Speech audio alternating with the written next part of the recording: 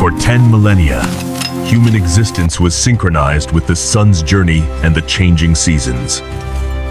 Tools were merely extensions of the hand, and power was confined to the strength of beasts, the pulse of rivers, or the whims of the wind. A merchant in 1700 shared a worldview fundamentally akin to that of his counterpart in ancient Rome. Production was artisanal, localized, and inherently limited. However, in the late 18th century, within the moist, mineral-rich lands of Great Britain, this age-old rhythm began to falter. Humanity discovered how to harness energy directly from the earth, scaling its application beyond all previous conceptions. This pivotal moment we now recognize as the Industrial Revolution. Commencing around 1760 and radiating across continental Europe and the United States, it signified a profound shift from manual craftsmanship to mechanized production. It marked the point when humanity unlocked eons of stored energy, channeling it to power the machinery of a burgeoning civilization. In the mid-18th century, Great Britain stood as the foremost commercial power on the globe, presiding over a vast empire stretching from the Caribbean to the Indian subcontinent. It was a nation teeming with merchants, entrepreneurs, and innovative thinkers. Crucially, it was also a nation perched atop a veritable mountain of coal. This singular resource, coupled with an unparalleled spirit of enterprise, would ignite a transformative fire, consuming the old world and forging a new one in its place. To fully grasp the origins of this revolution, we must examine the 5 fundamental pillars of industrial dominance that propelled Britain ahead of the rest of the world. First, there was exceptional agricultural productivity. The British agricultural revolution had already taken hold, introducing mechanical seed drills and iron plows to cultivate more food with fewer hands. This innovation released a substantial labor force, newly available for alternative employment. Second, the nation possessed political stability and a strong rule of law. Unlike many of its European neighbors, Britain boasted a legal framework that protected property rights and fostered the creation of joint stock companies. The third pillar was a stroke of geographic fortune: Britain's island status. Endowed with extensive coastlines and navigable rivers, greatly simplified transportation. Finally, there was the unique combination of high wages coupled with cheap energy. In Britain, employing a worker was costly, yet sourcing coal was remarkably inexpensive. This created a powerful incentive to develop machines capable of performing human tasks. Before the advent of factories, the putting-out system prevailed. In small villages scattered across Lancashire, families worked from their own homes. Women spun raw wool or cotton into yarn, while men wove the yarn into cloth on hand looms. In those cottages, work followed the body fingers, eyesight, daylight. But demand was about to outgrow the human pace. It was a slow, domestic existence, but demand for textiles was soaring. Britain had developed a keen appetite for white gold cotton. Initially, Britain struggled to compete with the delicate hand-woven fabrics imported from India. Indian labor costs were 5 times lower, and their quality was unmatched.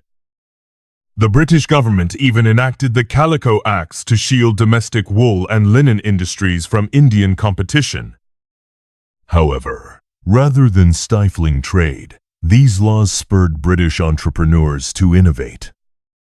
They needed to devise a method of producing cotton cloth faster and more affordably than anyone else. The first breakthrough occurred in 1733, when John Kay invented the flying shuttle. This simple device doubled a weaver's output, but it also created an immediate crisis. There was insufficient yarn to keep pace with the looms. It required approximately 8 spinners to supply a single weaver. This imbalance remained a significant bottleneck for decades, until James Hargreaves introduced the spinning jenny. This wooden-framed machine enabled a single worker to spin multiple threads simultaneously. Although compact enough for a cottage, it represented the initial stride towards the factory system. Next came Richard Arkwright, a man known for nurturing inventors and vigorously defending his patents. He developed the water frame, a machine too massive for domestic use, which necessitated the power of a flowing river. Arkwright constructed the world's first genuine cotton mill, demonstrating that production was no longer a family matter, but rather an industrial process. Within a few years, Samuel Crompton merged the best features of both machines into the spinning mule, which could produce thread finer and stronger than any made by hand. The results were remarkable. In 1750, Britain imported 2.5 million pounds of raw cotton. By 1850, that figure had exploded to 588 million pounds. Manchester, once a modest town, earned the moniker Cottonopolis.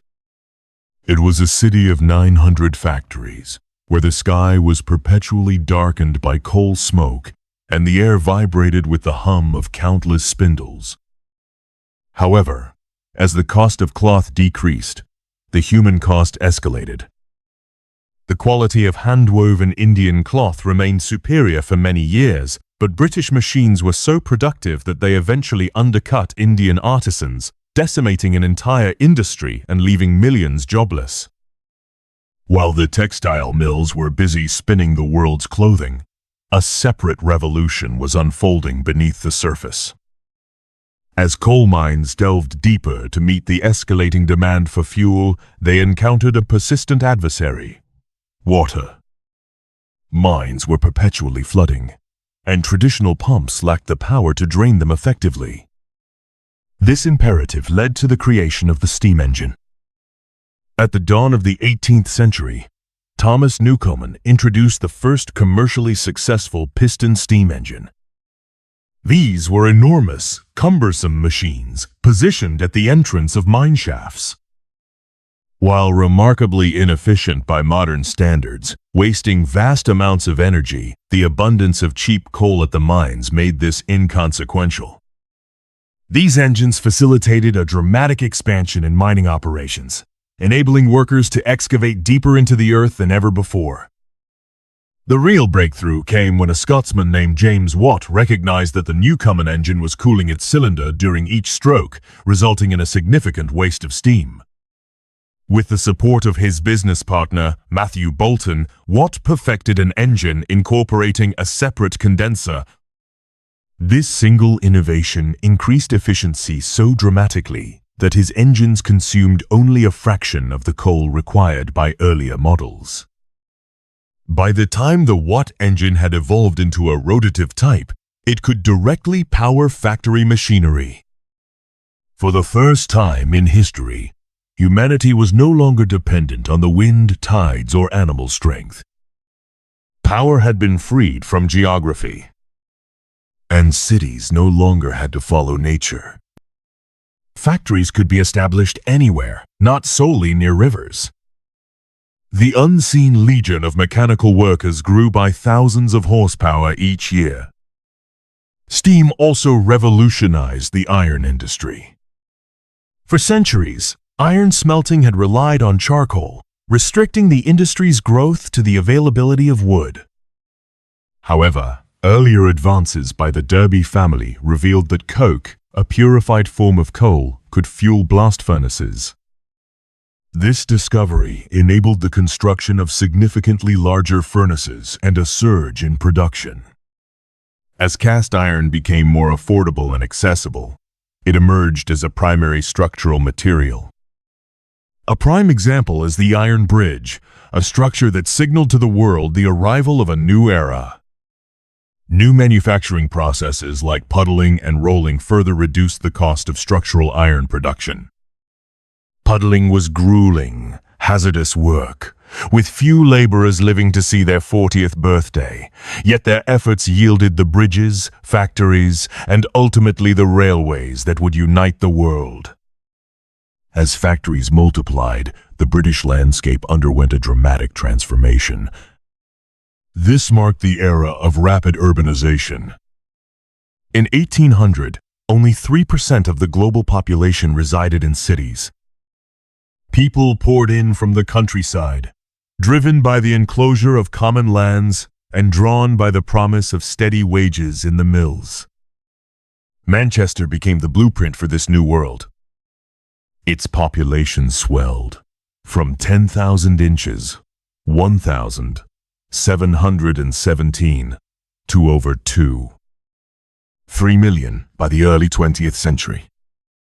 However, this growth was chaotic and unplanned due to the rapid influx of people. There was insufficient capital to construct adequate housing. Families were crammed into overcrowded slums, residing in shanties with dirt floors and lacking sanitary facilities. Friedrich Engels, in his Observations of the English Working Class, described the back streets of Manchester as a stony desert. He witnessed rivers turned green by chemical waste and raw sewage. The stench of progress was a constant reality. Clean water was a luxury, and diseases such as cholera and typhoid were endemic. In the mid-19th century, life expectancy in these industrial centers plummeted. In some districts, more than half of all children died before reaching the age of 5. Within the factories, a new form of discipline was enforced. In the rural world, work was dictated by the sun and the seasons. In the factory, work followed the clock. The factory system demanded that humans adapt to the pace of machines. Shifts lasted 12 to 14 hours, 6 days a week. Most workers in the early textile mills were unmarried women and children. Child labor was not a new phenomenon, but the industrial system amplified its visibility and its severity. A child no longer measured life in seasons. They measured it in shifts. Children as young as 8 were employed as scavengers, crawling beneath moving machinery to collect loose cotton or pieces, or stepping into the frames to repair broken threads. They were paid a fraction of an adult's wage, sometimes only 10%, and were often favored due to their small size and manageability. This sparked a profound social crisis, ultimately leading to the first general laws against child labor, the Factory Acts, which gradually limited the workday and initiated the slow transition of children from the factory floor to the schoolroom. Yet, despite the hardships, the Industrial Revolution also spawned a large new middle class. For the first time, a growing population of businessmen, clerks, foremen, and engineers emerged. These individuals lived in comfortable homes adorned with carpets, mirrors, and the latest consumer goods. They spearheaded a consumer revolution where luxury items like sugar, tea, coffee, and fine Wedgwood china became attainable for the burgeoning urban elite. As production escalated, the existing system of muddy roads and slow river barges proved inadequate. The Industrial Revolution demanded a means of transporting bulk materials, coal, iron, and cotton, quickly and cheaply. The answer was a vast expansion of infrastructure. First came the age of canals. Prominent projects like the Bridgewater Canal demonstrated that moving coal by water was far more efficient than land transport. However, canals were soon overshadowed by the most iconic invention of the era, the railway. Railways were made possible by 3 essential elements: affordable puddled iron for the rails, rolling mills to shape them, and the high-pressure steam engine. Innovators like Richard Trevithick and George Stephenson realized that attaching a steam engine to wheels and running it on iron rails could move weight at speeds previously unimaginable. The opening of the first intercity railway between Liverpool and Manchester was a sensation. It connected a rapidly expanding industrial town with a global port. Passengers could now travel between cities in hours instead of days. The railway shattered the isolation of the rural world, facilitated the spread of ideas at the speed of steam, and created a substantial new source of employment. On the oceans, steam was having a similar impact. While improvements in sailing technologies had already increased speeds, the arrival of the steamship meant that global trade was no longer entirely subject to the whims of the wind. The world was shrinking. Merchants could now track the movement of goods with a precision that would have been unfathomable just a generation earlier. For decades, Britain attempted to safeguard its industrial secrets. Laws were enacted to prevent the emigration of skilled workers and the export of machinery, but the transformation could not be contained. British entrepreneurs were eager to expand, and other nations were determined to catch up. Belgium was the second country to industrialize, thanks to its abundant coal deposits in Wallonia.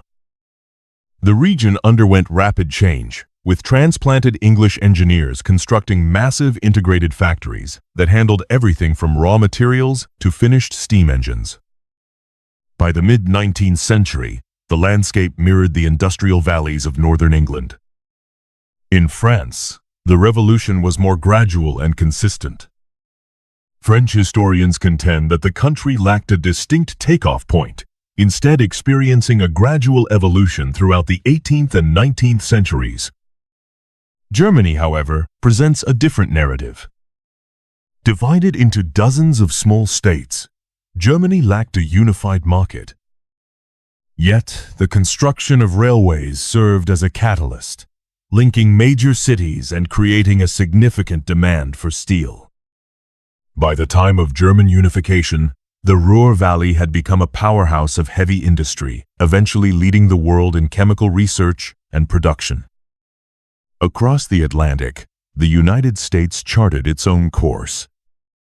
Initially a producer of natural resources, the U.S. began to industrialize.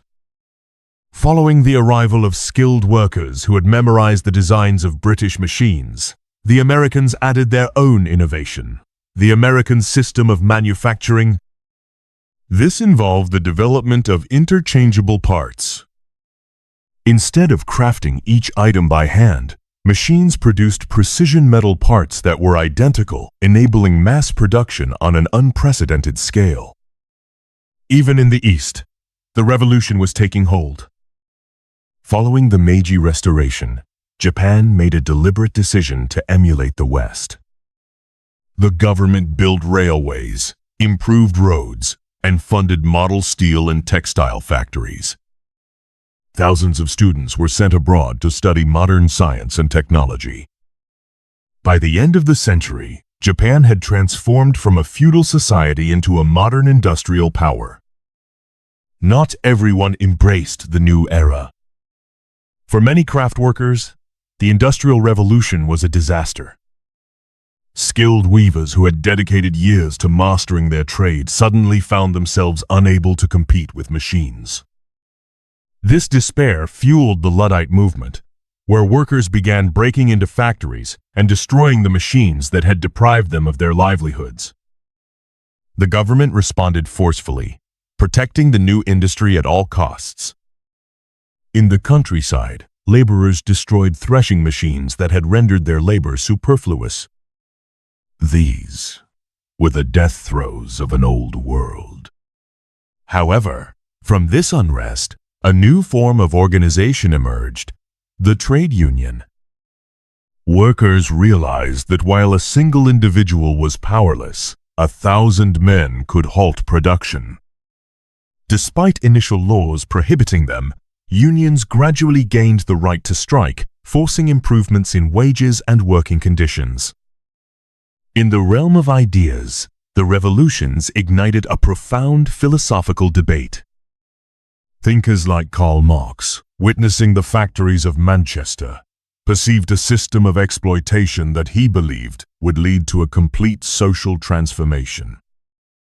Conversely, the Romantics poets and artists recoiled at the dark satanic mills.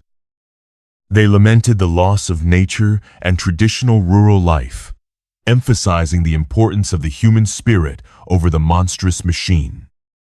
Even the environment began to react. The origins of the modern environmental movement can be traced back to the response to the pervasive smoke pollution of the 19th century. Laws were eventually passed to regulate the toxic gases emitted by chemical plants. Scientists began to connect polluted water with disease, leading to the construction of vast new sewage systems that diverted waste away from rivers that had become open sewers. By the mid-19th century, the first industrial revolution had reached its apex. However, a second wave was on the horizon, one that would be defined not by iron and steam, but by steel, chemicals, and electricity. The invention of the Bessemer process enabled the mass production of steel, which was stronger and more flexible than iron. This paved the way for the construction of skyscrapers and giant industrial corporations. The rhythm of the city became continuous, 24 hours a day. The age of mass consumption had arrived. Shopping evolved into a cultural activity, with grand department stores offering a dizzying array of goods. Number is greater than. The world was now interconnected by the electrical telegraph, and literature for the masses was being circulated on an unprecedented scale. Looking back, the Industrial Revolution stands as the most pivotal event in human history since the invention of agriculture. It spurred sustained growth and elevated the material well-being of the Western world. For the first time, both income and population experienced continuous growth. However, it was also a revolution that necessitated new ideas for managing human society. It created a vast economic disparity globally and shifted the center of power from the east to the west. The landscape of our planet would never be the same. The tranquil green fields were replaced by the grid-patterned cities and iron arteries of a new era. The legacy of the 18th century is woven into the very fabric of our modern lives. We are the direct descendants of that initial coal-fired spark. The Industrial Revolution did more than simply construct our cities. It fundamentally redefined what it means to be human, transforming us from a species that followed the slow rhythm of the seasons to one that demands the world move at the speed of a machine. We have inherited a world of unparalleled convenience and breathtaking speed, but we also bear the burden of the environmental and social shadows that progress cast. The Industrial Revolution began as a solution, but ultimately altered more than it intended. Revolutions often arrive quietly, and by the time we take notice, we cannot conceive of life without them. I'm Tom, watching the past so we can understand the present. And together, we keep history reborn. I'll see you in the next era.